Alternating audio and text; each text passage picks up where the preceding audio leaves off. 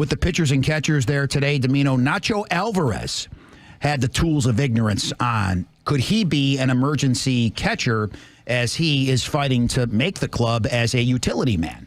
So Nacho Alvarez could be a catcher in an emergency situation, or maybe the backup catcher when all is said and done. I will look to make a major league team and stay up, and I will do anything.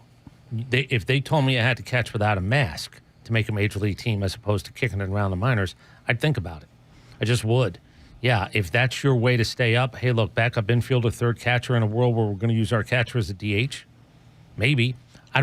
With 26 roster spots, and we know now, nobody is carrying less than the 13 that you're allowed to carry on your staff. There are going to be 13 pitchers.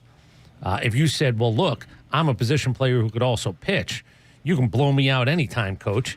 Maybe that helps you a little bit as well. This is not necessarily a deal maker or a deal breaker, but I would put the equipment on just to say, if that gives me a little bit of an edge up over somebody else who might be looking to make the team. Yeah, spring training begins, so goes the daily 463. Also, Ozzie Albies, the first true position player to be there. And the day and age of guys reporting late, or the day and age of guys waiting for the other position players to come in, that's passé nowadays. But Ozzie is the first position player spotted down there, according to Allison Mastrangelo over at WSB. She's down there already. Gold star. I don't think he gets a certificate or anything. Eddie Perez says it's about time you showed up. What a brown noser. The job is yours. You made the team. Right. You know, you just want to get down there and get away from your family. Can I also give you the business of this? What's today's date? Today would be the 10th. Okay, you know what I'm doing? I'm renting a house to these players for the month of February and the month of March. I'm already paying. Like, I'm paying to live in somebody's house. I'm renting somebody's house unless I bought one of my own. I'm getting down there when I want to get down there. Sean Murphy is down there as well. He started running today. He told Allison Mastrangelo, and there is video of him actually out there running. Okay. No idea when he's going to actually start baseball activities as he recovers from hip surgery. The good news is catchers don't really run a lot. I don't know necessarily. I'd rather see him down on the ground and picking up one-hoppers, blocking baseball. I don't know if he's ready for that yet. Well, that's the point. I mean, let me ask a question. I don't mean to be a jerk. Is running a baseball activity? I guess. You do run the bases. You run around in the outfield. You run to a certain extent. So, yeah, it does involve baseball activity, running, yeah. I don't think so. I think for a catcher especially, is he in a crotch and is he swinging a bat? You got to run to first base, don't you? I understand. If you can't run, you can't play, Chris. So, yes, it's a baseball activity. Okay.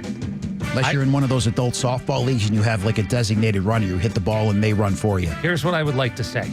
I think there's a bare minimum of actually being called a baseball player. The idea that you're running and I'm taking video of it to prove that you're doing the bare minimum, not overly impressive to me. You know what I like nowadays? If you have a kid that plays travel ball, like a lot of times if the pitcher or the catcher gets on base, there's going to be a pinch runner for him, and he can go back in the game as the pitcher or catcher. Why is that a good thing?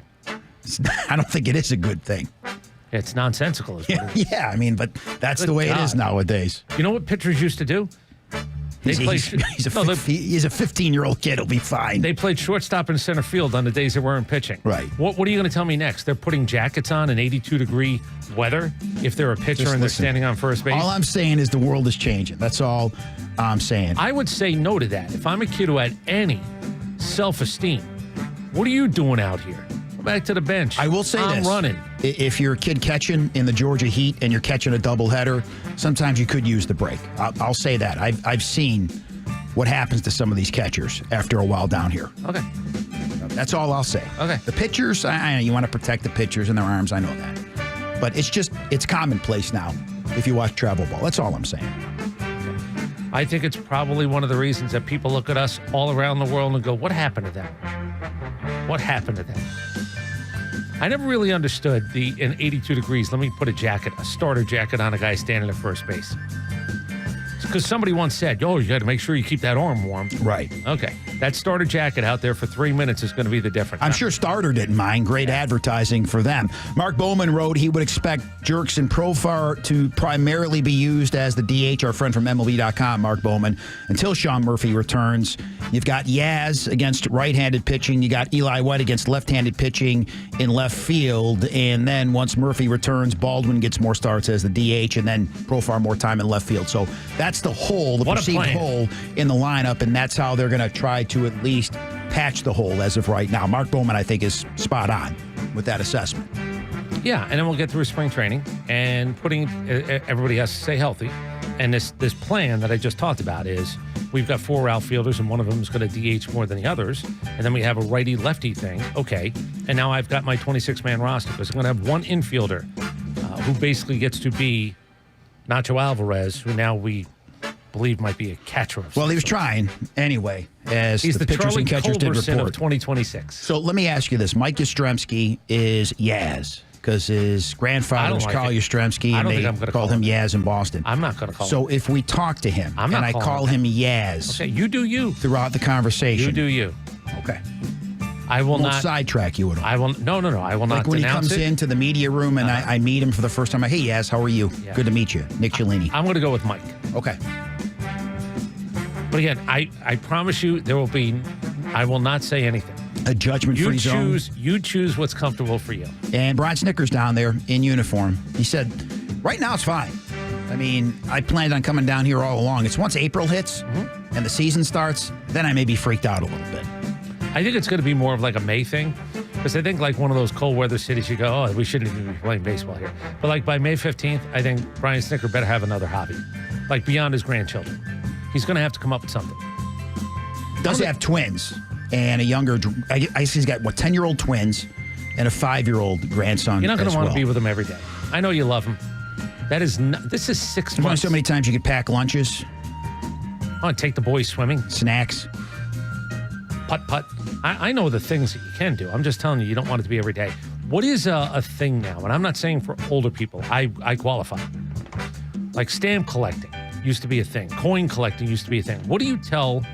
And I know 70 is the new 50, so it's not like you're not active, but he doesn't really play a lot of golf. Maybe fishes a little bit, but I think he wants to fish with the grandkids. What should we offer up to Brian Snitker? We got to think about it. Maybe you start lifting. Go back to the gym. Get on some peptides. Yeah, I don't know. Reshape the body. Can you imagine if somebody says, hey, you know, why don't you start doing puzzles? What? You know, puzzles. Like jigsaw puzzles? Yeah, 1,000-piece puzzles. Is that an edge? That's overwhelming to me. You dump that box out. I don't even know where to start. Do you know there was a minute? I can't figure out the T game. There was a minute with my older daughter, we thought she might be a genius. Like when she did puzzles, we were like, I think she's a genius. And then we realized, no, she's pretty good at it, but there was not a genius. It certainly didn't last very long if there was a genius tendency. It ran out. Look at her. It had a She life. Put that puzzle together in moments. I'm telling you, it was pretty incredible.